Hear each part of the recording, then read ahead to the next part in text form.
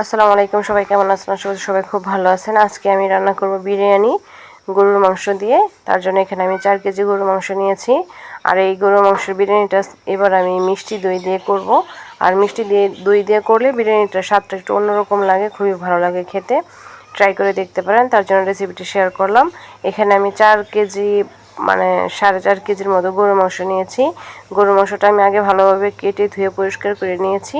আর পিসগুলো মোটামুটি মাঝারি বা একটু বড় সাইজ করেছি। এবার এখানে আমি মশলা দিয়ে নেব। আগে থেকে মশলাগুলো আমি সব রেডি করে রেখেছিলাম। এখানে আদা রসুন পেস্ট দিয়ে নিলাম, আর তারপরে হচ্ছে লবণ দিয়ে নিচ্ছি। আর প্রতি কেজি মাংসের জন্য আমি ওইভাবেই মানে মশলাটা দিয়ে নিচ্ছি। আর এখানে পেঁয়াজ কুচি দিয়ে নিলাম, তারপরে এখানে শুকনো মরিচটা দিয়ে নিচ্ছি।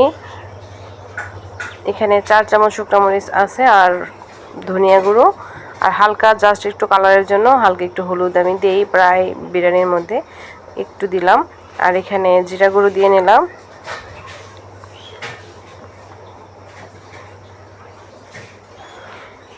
তারপর তেল কেওড়া জল দিয়ে নিচ্ছি।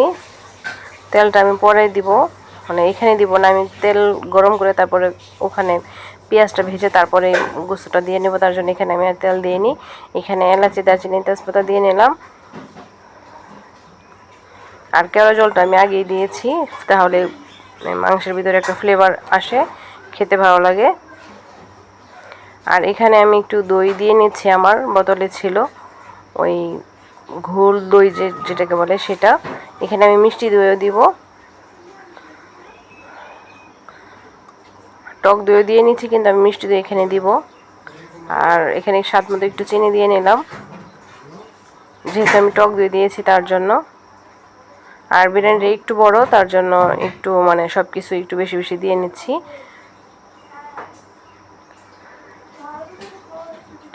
আর এবার বিরিয়ানির যে মশলার প্যাকেট থাকে সেটাও দিয়ে নিচ্ছি, আর ওইদিকে আমি মিষ্টি দইটাও দিয়ে নিচ্ছি। মানে আসলে বড় পাক তো একা হাতে করা হয় না, এই জন্য মিষ্টি দইটা আরেকজন দিচ্ছে, আর আমি দিচ্ছি হচ্ছে মশলার প্যাকেটটা। আর পাক তো আর একা হাতে কেউ, মানে একটা সংসারে তো একা হাতে কোনো কাজ করা যায় না।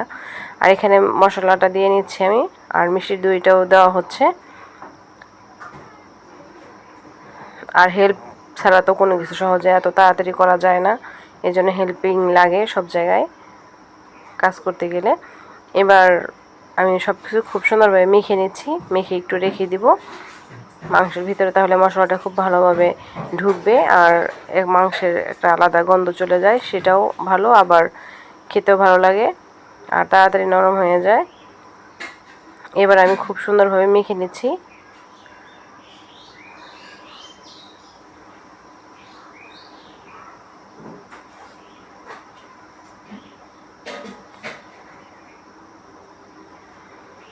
এবার খুব ভালোভাবে সবগুলো মশলার সাথে মাংসগুলো সুন্দরভাবে মিশিয়ে নেব। এটা খুব সুন্দরভাবে মিশিয়ে নিতে হবে, যেন প্রত্যেকটা মশলা মাংসের গায়ে লেগে যায়।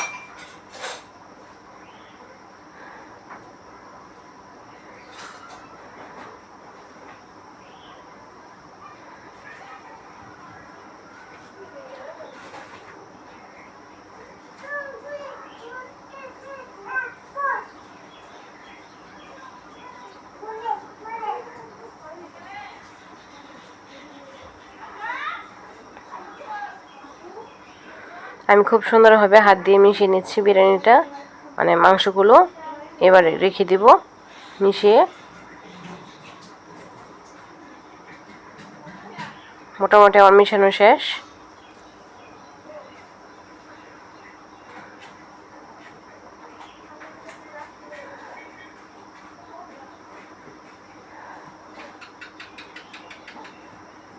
এবার রেখে দিচ্ছি।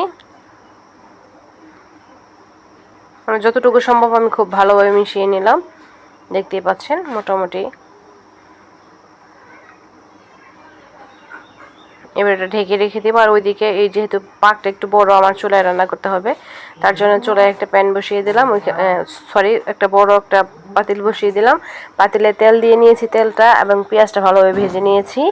ভেজে আমি মাংসটা দিয়ে নিলাম দিয়ে ভালোভাবে কষিয়ে নিচ্ছি।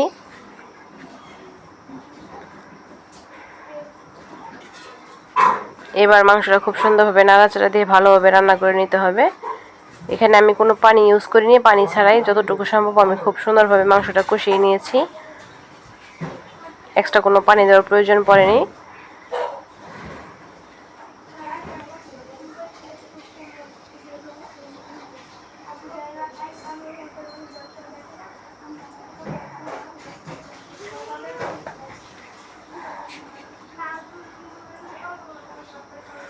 আর চুলার আঁচ মানে আগুন তো এই জন্য ধোয়ার কারণে দেখা যাচ্ছে না, তারপরেও যতটুকু সম্ভব দেখানোর চেষ্টা করেছি।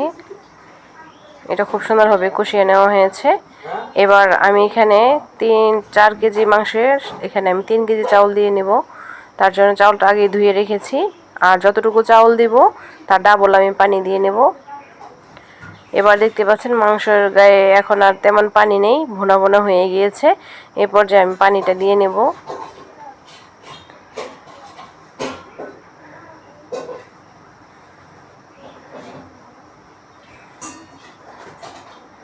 পানিটা আমি আগে চাউলটা মেপে নেই, তারপরে ওই যে বাটিতে চাউল নিব তার ডাবল মানে বাটি পানি দেব। এটাই হচ্ছে মানে পারফেক্ট মাপ। এই মাপে আমি সবসময় বিরিয়ানি রান্না করি। আর পানিটা এখন দিয়ে নিচ্ছি। আমি 1 বাটি চাউল নিয়েছি, তার ডাবল 2 বাটি পানি দিয়ে নিলাম। এবার ঢেকে রেখে দিলাম বলক আসা পর্যন্ত। এবার চাউলটা দিয়ে নিব, বলকটা চলে আসছে।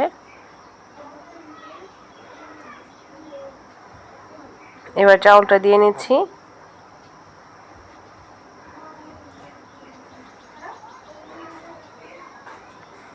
এবার খুব সুন্দরভাবে মিশিয়ে নিতে হবে মাংসের সাথে পোলাওর চাউলটা।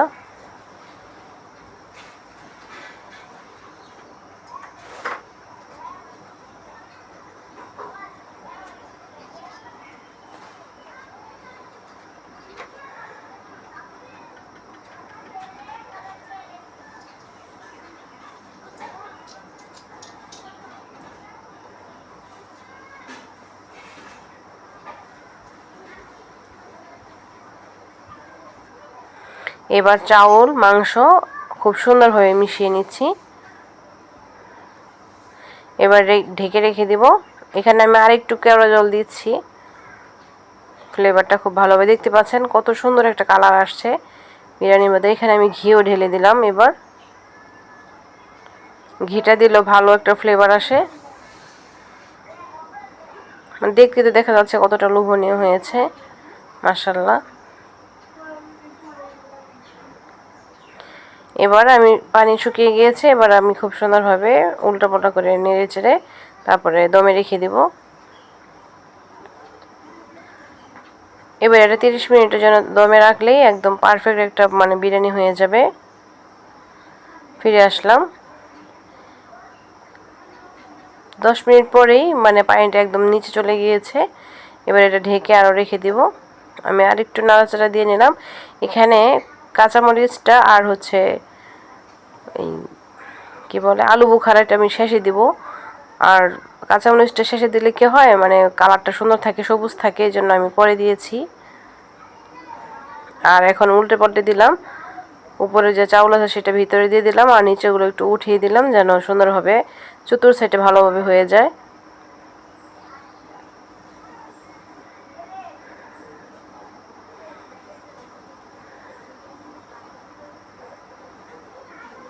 এখানে আপনারা আরও কিশমিশ ব্যবহার করতে পারেন, বাদাম বাটা ব্যবহার করতে পারেন।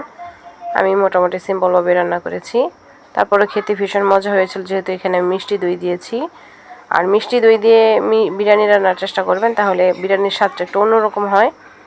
মানে যারা খায় তারা অমৃত স্বাদ বলে, মনে হয় যে অনেক মজা হয়েছে, প্রশংসা করে প্রচুর, যে বিরিয়ানির মধ্যে অন্যরকম একটা টেস্ট আসে।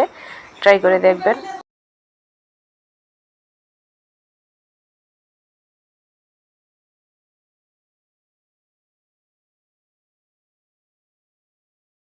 এই তো হয়ে গেল আমার বিরিয়ানি। আশা করছি ভিডিওটি আপনাদের কাছে ভালো লেগেছে। যদি ভালো লাগে একটা লাইক দেন, আর নতুন যারা আছেন সাবস্ক্রাইব করে বেল আইকন অন করে রাখতে পারেন, যেন নিত্য নতুন রেসিপিগুলো আপনার কাছে সহজে পৌঁছে যায়। এখানে খুবই সহজভাবে গ্রামীণভাবে মানে সহজ সহজ রান্নাগুলো আমি দেখিয়ে থাকি। আপনাদের কাছে অবশ্যই অবশ্যই ভালো লাগবে। আর এই তো আমার বিরিয়ানির ফাইনাল লুক, মাশাআল্লাহ কালারটা অনেক সুন্দর হয়েছে। আর দেখতে পাচ্ছেন কাঁচামরিচের কালারটা খুব সুন্দর হয়েছে।